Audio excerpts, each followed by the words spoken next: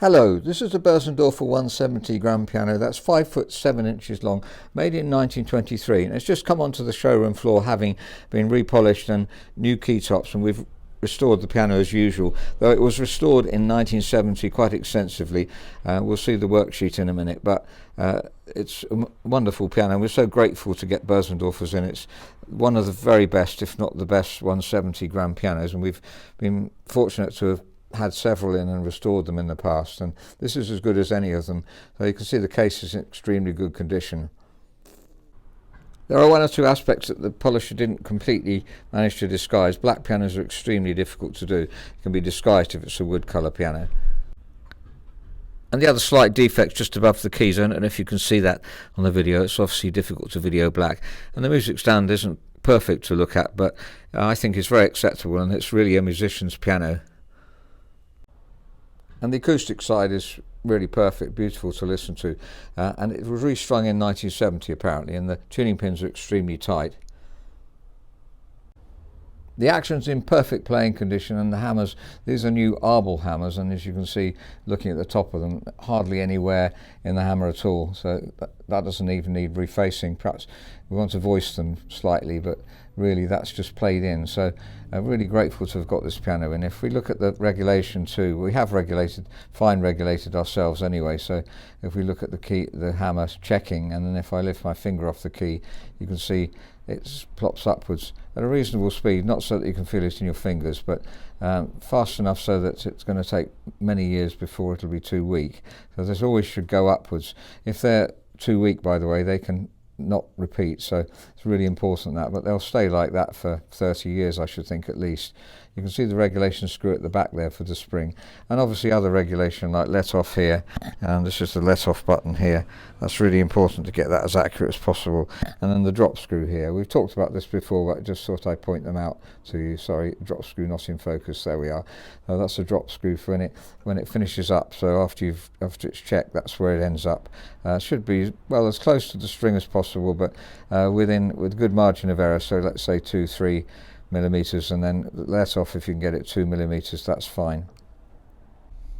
So as I press the key down, let's look at this one. Hopefully you can get some idea of the let off as close as possible to the string, but it's got to operate, it must let off, otherwise obviously it's going to just block on the string. So it lets off and then it stops just below that, so as close as you can get it, but it's got to work properly. It's really important obviously that it does let off properly, and it doesn't double bounce either.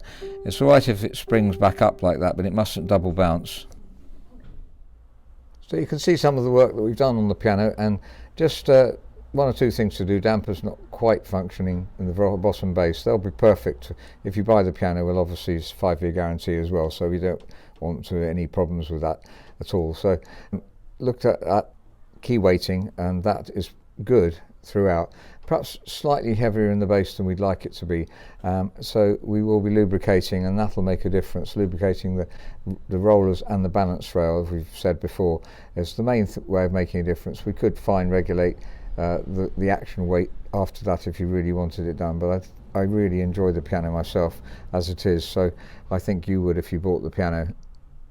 The piano was made in 1923, but apparently bought by the Bantock family in 1930s. They said it had it in the family and was passed down in the family and restored in 2007. Granville Bantock was a composer, so I've written him on there just in case you're interested. And Arbel hammers then, when it was restored in 2007, I think I said the wrong date earlier in the video, Arbel hammers and restrung, and then we've done some fine work on it as well. So let's compare the piano with some others in stock.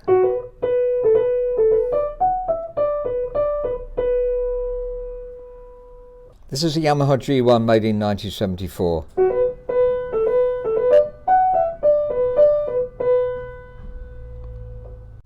This is the Bluthner Model 5 made in 1924, 175 centimeters long.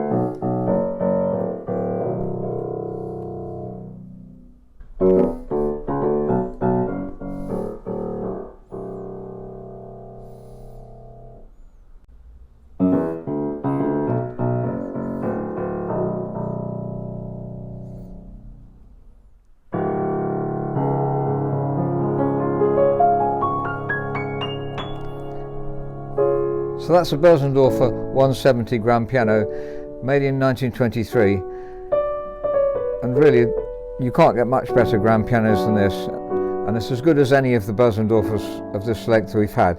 Beautiful piano.